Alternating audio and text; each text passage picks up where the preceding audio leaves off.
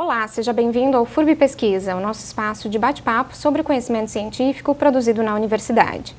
Ao longo dessa semana, o Dia Mundial do Acidente Vascular Cerebral enfatizou a importância de fomentar a prevenção dessa que é uma das principais causas de mortalidade e incapacidade no Brasil e no mundo.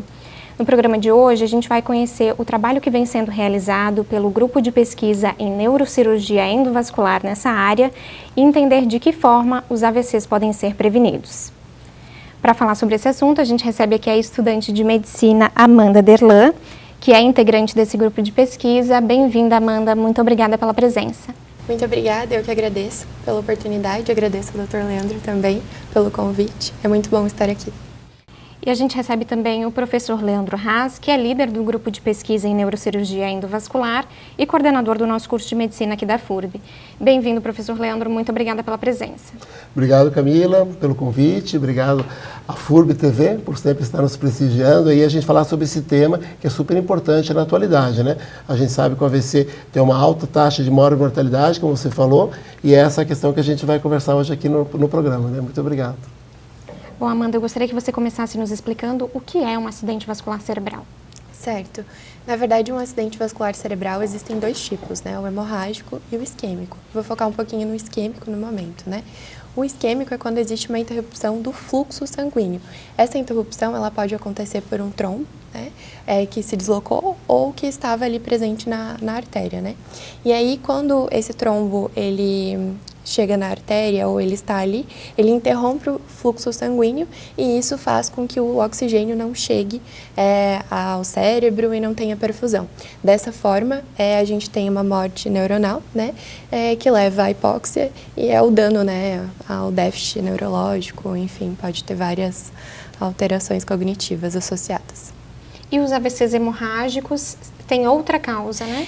O AVC hemorrágico, na verdade, ele está associado a sangramento. Então, é quando está relacionado à artéria, mas o que vai acontecer?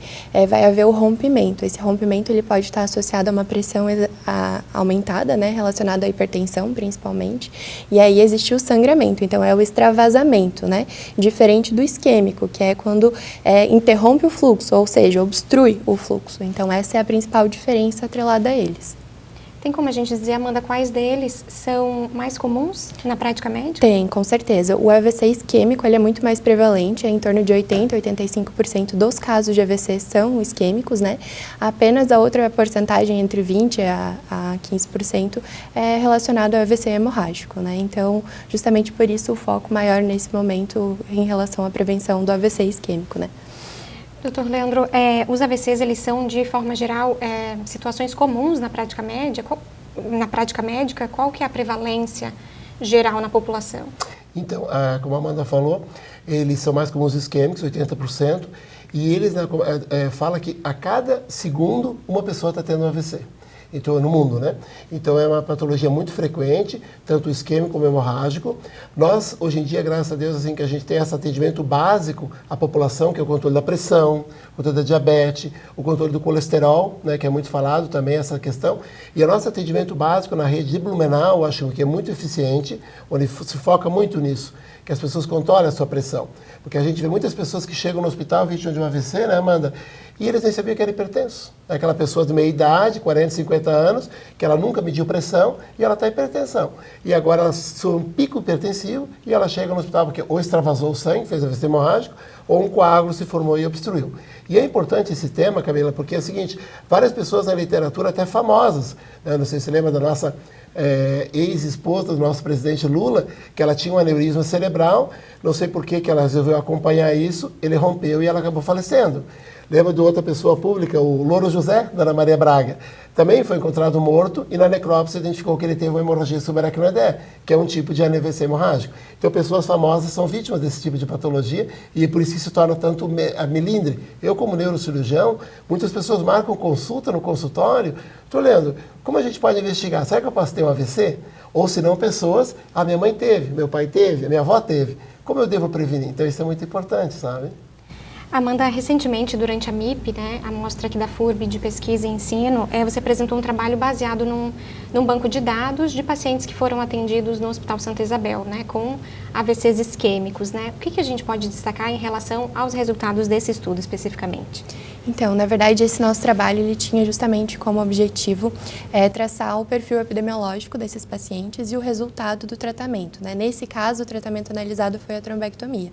Então, acho que é importante aqui a gente destacar o perfil epidemiológico do paciente, a gente conhecer a nossa população, né? Então, principalmente homens, o AVC ele é mais prevalente em homens.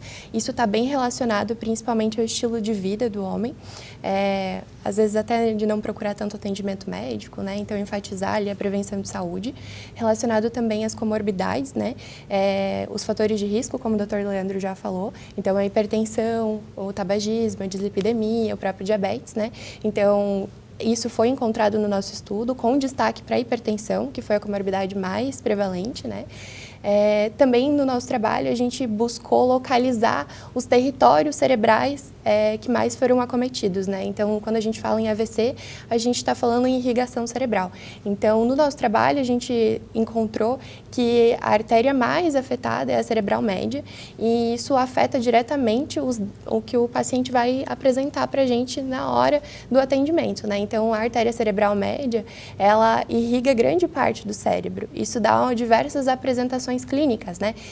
Principalmente a afasia, que foi a mais prevalente, com 82%, se eu me recordo bem as porcentagens, mas 82% dos pacientes apresentavam afasia como um déficit neurológico na chegada ao pronto-socorro, seguido do déficit motor, né?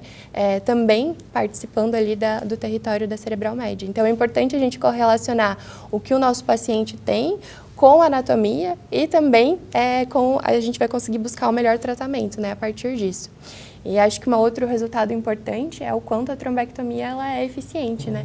Porque o principal objetivo do AVC ali, na verdade, é tratar o que a gente chama de área de penumbra, né? Então, porque no AVC isquêmico, a área que já foi lesionada, a área neuronal que já morreu, essa é muito difícil a gente regenerar, recuperar. O que a gente quer é diminuir a intensidade e a área afetada, né? Então, o intervalo de tratamento ser rápido é muito importante. A trombectomia mostrou que vem ali a favorecer esse tratamento, né? Quais são, professor Leandro, os sintomas que geralmente os pacientes apresentam quando eles chegam ao pronto-socorro num evento, né, de AVC? Ou quais são os sintomas que as pessoas precisam ficar alertas para desconfiar que podem estar tendo um AVC e aí procurar o hospital? Então, isso é muito variável de acordo com a área que é envolvida. Então, por exemplo, nós temos o lobo frontal, que ele é recordado motor, afasia, como a Amanda falou. Para quem não conhece, a afasia é a perda da fala. Estou um pouco disfônico. Então, a perda da fala, a pessoa perde a fala e ela chega no hospital, assim, eu não consigo falar, com gestos, e realmente ela está associada a um quadro motor. Então, o lado esquerdo do cérebro cuida da parte direita do corpo. O lado esquerdo com o lado direito do corpo, é ao contrário. Então, sempre a gente tem essa correlação. Se até gerar visual, nós temos um hospital. Então, a área hospital foi envolvida.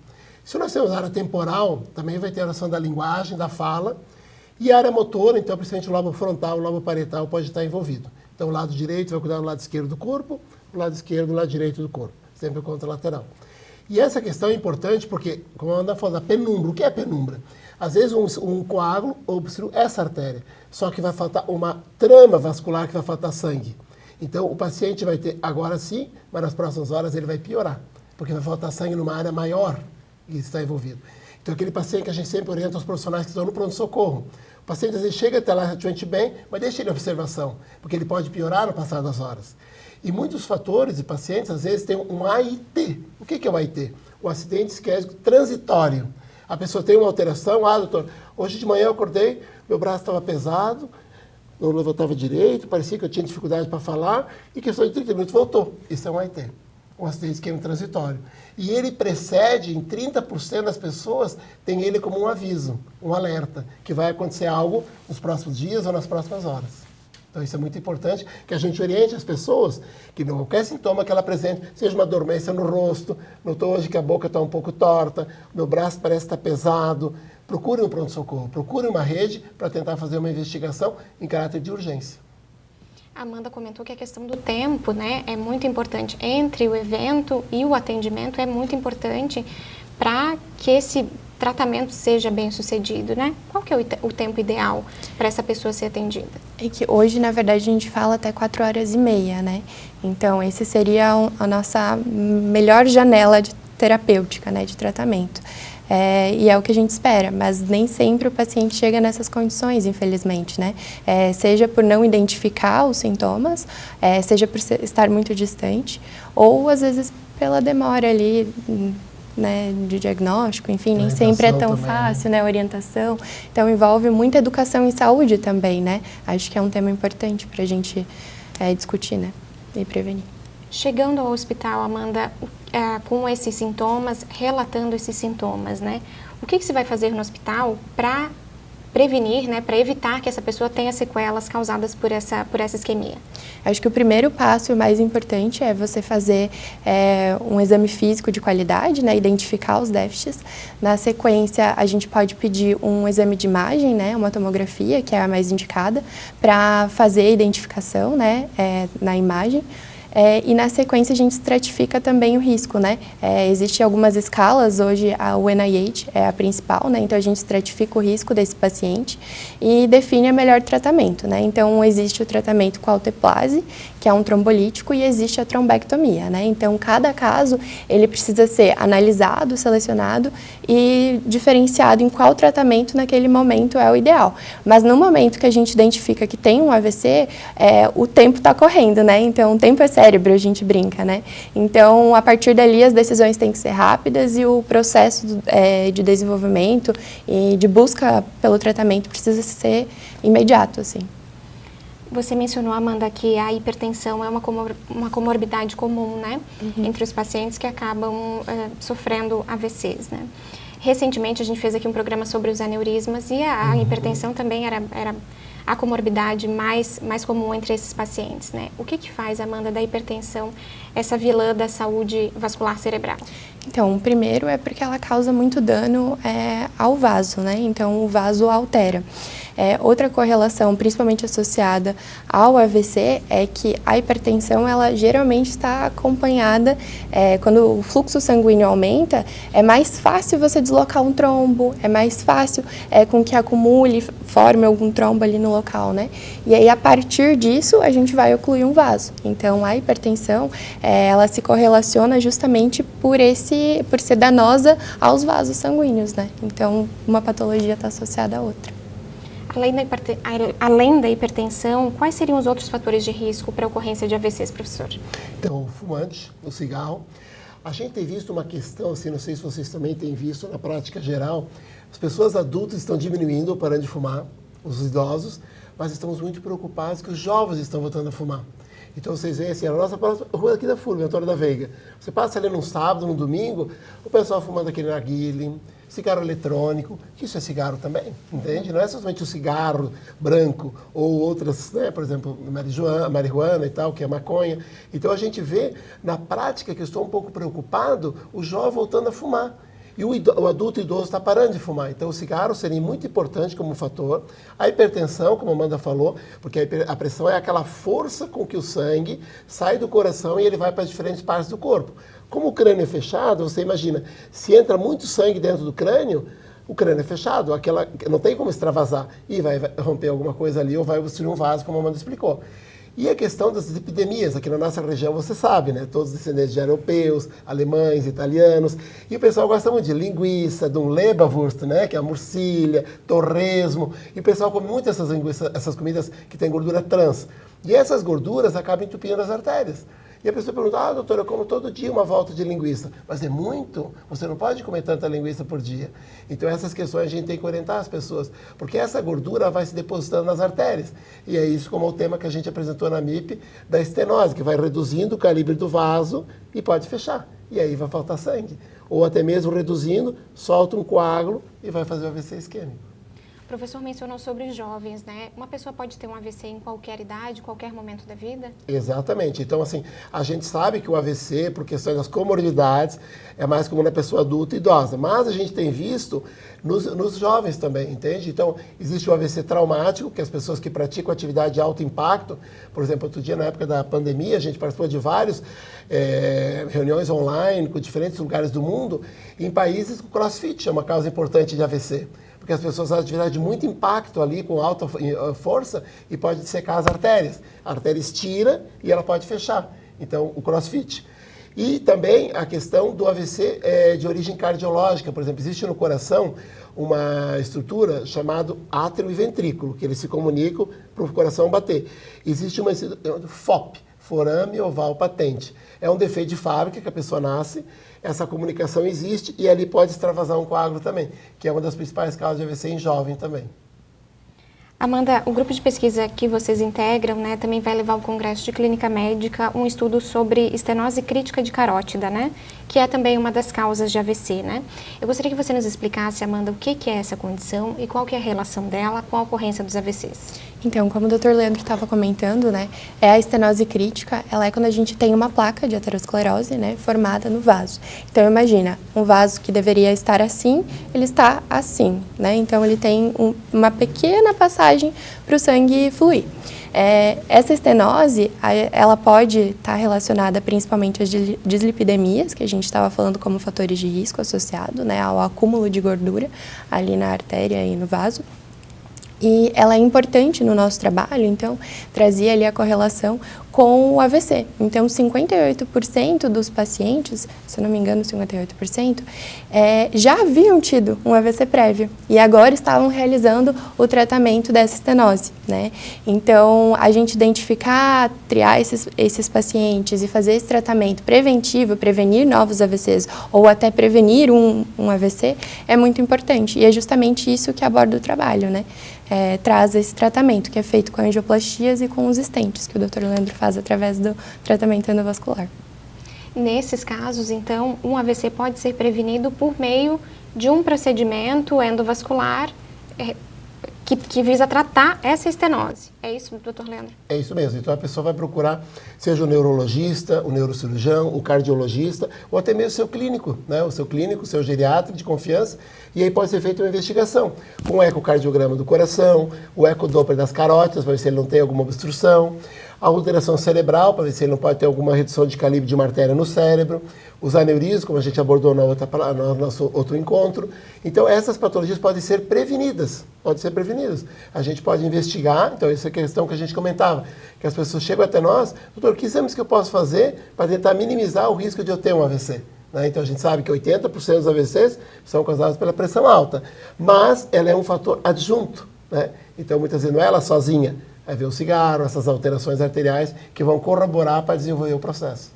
É recomendável, professor, que as pessoas que apresentam os fatores de risco sobre os quais a gente já comentou façam um rastreamento ou não? Exatamente. Então é importante que quando ela... Às vezes, claro, hoje em dia os profissionais sabem disso, né? Então, mas às vezes a pessoa acaba indo no seu médico, focado num problema e acaba esquecendo desse detalhe. Então a gente sempre... Se o cardiologista pediu o Doppler das carótidas, sim, doutor, está aqui, né? Ou ele fez, mas já faz uns 2 anos que eu não faço outro de novo, porque eu não fui mais no cardiologista. Então vamos pedir. Então isso é importante com medicina preventiva. Prevenir, né? Eu acho que é mais que nada que a gente quer. Porque aquilo que a gente já falava antes, a Amanda comentando, sobre é importante o paciente chegar antes no hospital. Então aquelas 4h30 que a gente chama, por que chama hora ouro? Porque a gente sabe que tempo é cérebro. Quanto mais tempo se perde, mais a área de tecido morre e aquele tecido vai ser uma área que vai dar demandas, vai dar problemas depois. Então a gente tem essas 4h30 que a gente pode injetar um medicamento na veia que vai dissolver esse coágulo que o paciente tem no AVC isquêmico, ou fazer a trombectomia mecânica, a gente vai retirar esse coágulo dentro do cérebro do paciente, com uma janela estendida, podendo ter até 12 ou até 24 horas, depende do caso, mas quanto mais rápido, melhor é o resultado e menor dano para o paciente. Então, essas questões que a gente sempre orienta para o paciente. Não fique em casa observando, eu acho que logo vai melhorar. E aí a gente passou 6, 8 horas, né? A Amanda comentou que muitos pacientes, lamentavelmente, não conseguem chegar ao serviço de saúde nesse período de tempo, né? Quais são as consequências de um AVC tratado tardiamente? Bom, então o déficit neurológico ele acaba sendo maior, né, infelizmente, então vai depender um pouco da área atingida, né, mas nem sempre as pessoas vão conseguir recuperar completamente esse déficit, então podem ficar hemiplégicas, né, se perder o movimento, não vão retornarem a falar, né, então vai exigir uma recuperação muito maior. E também é necessário falar que, em alguns casos, pode levar à morte, né? Então, o AVC, quando a gente fala de AVC, além de ser uma grande causa de morte hoje no Brasil, ele também está atrelado a uma questão da qualidade de vida, né? Então, um AVC tratado tardiamente ou identificado tardiamente, ele pode estar relacionado a déficits permanentes para o resto da vida. Então, é um paciente que vai demandar maior ajuda, não vai conseguir realizar suas atividades diárias, vai precisar de uma equipe multiprofissional, né, para fazer toda aquela abordagem de recuperação, fisioterapia, fonoaudióloga, enfim, tem toda uma equipe por trás, enfermeiros, multiprofissional, para poder reabilitar esse paciente. E, infelizmente, a gente gostaria de poder reabilitar todos, mas nem sempre isso é possível.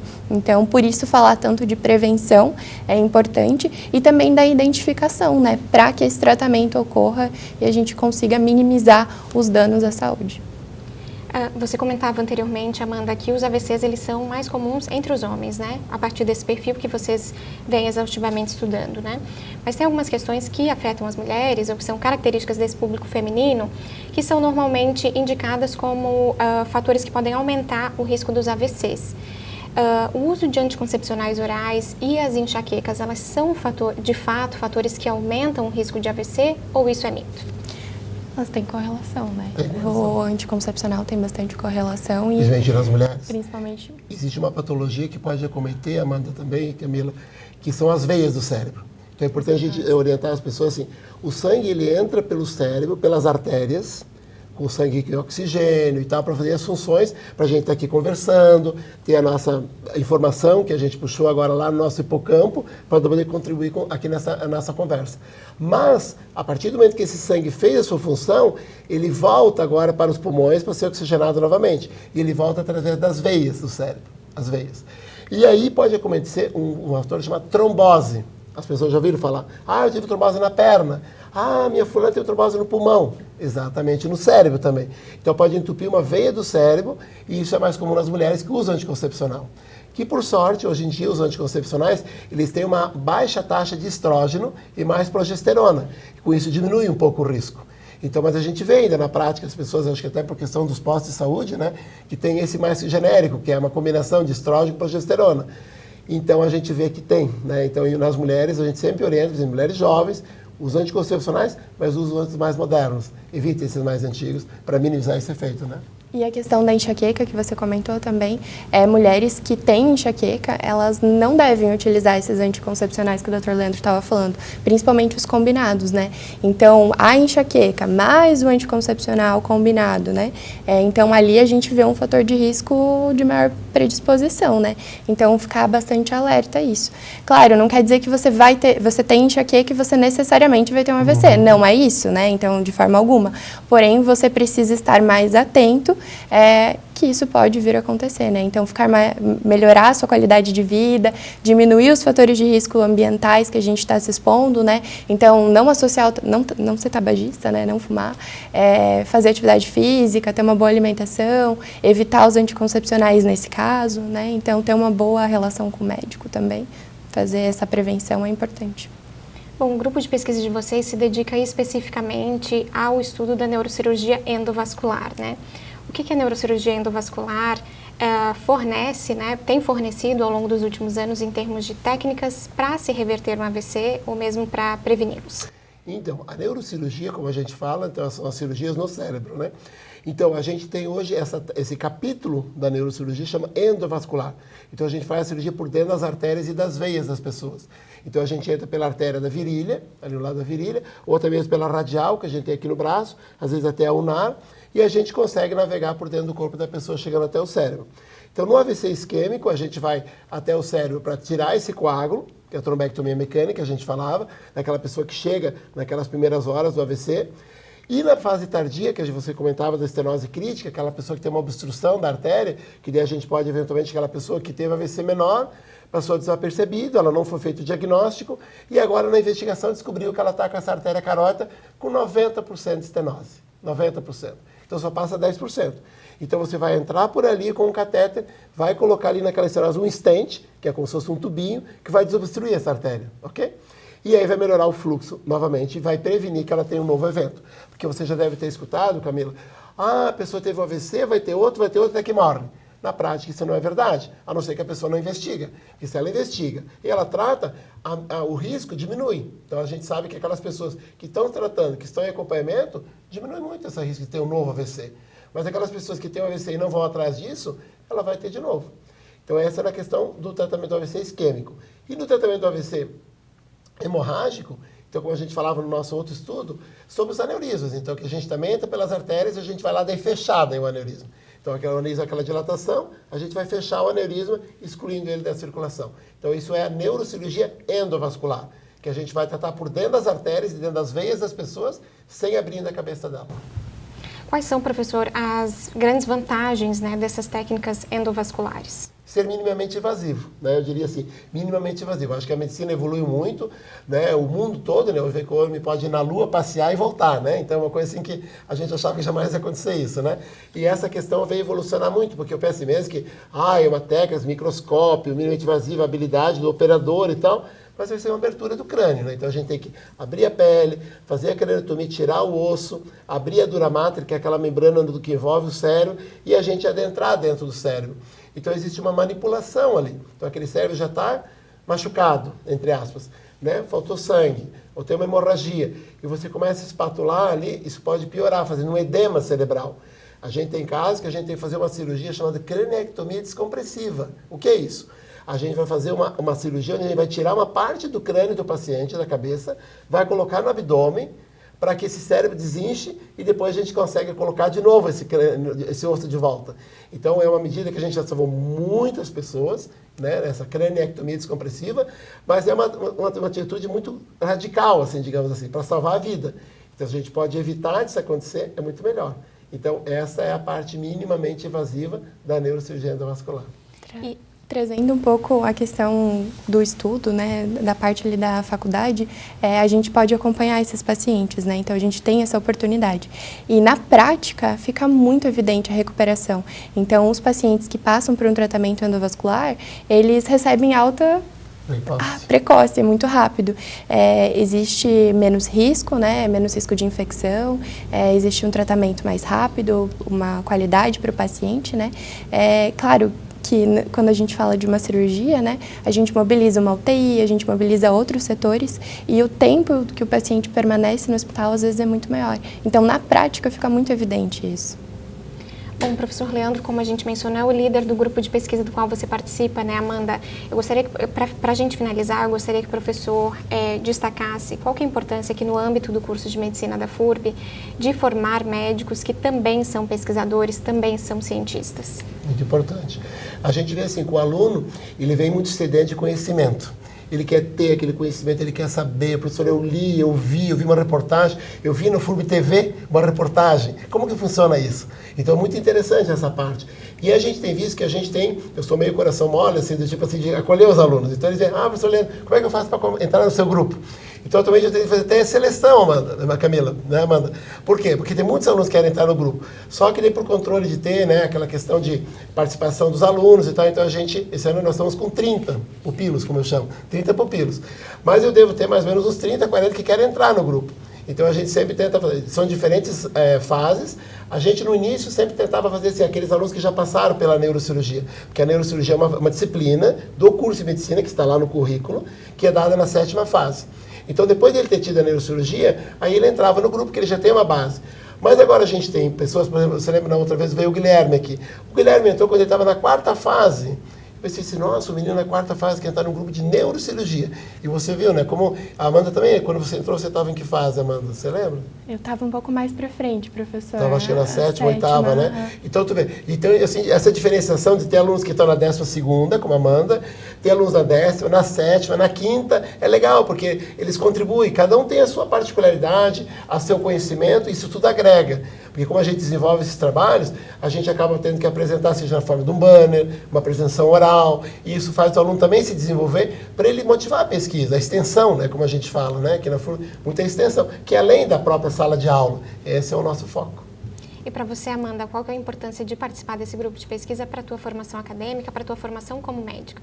Bom, então, primeiramente, eu acho que agrega muito conhecimento, né? A gente está sempre lendo, buscando, tentando se atualizar.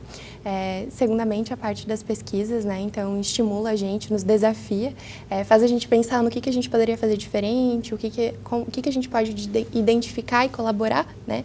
Tanto para a comunidade quanto para o paciente, né? Então, buscar isso é um diferencial, com certeza.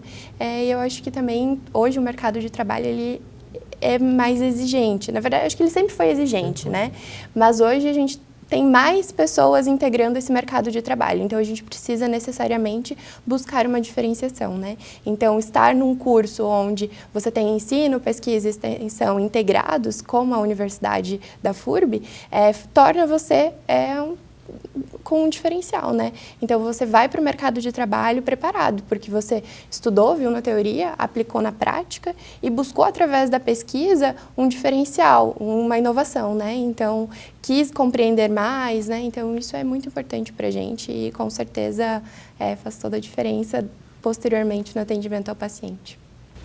Bom, no programa de hoje, nós conversamos com a estudante de medicina Amanda Derlan, que é uma das integrantes do grupo de pesquisa em neurocirurgia endovascular.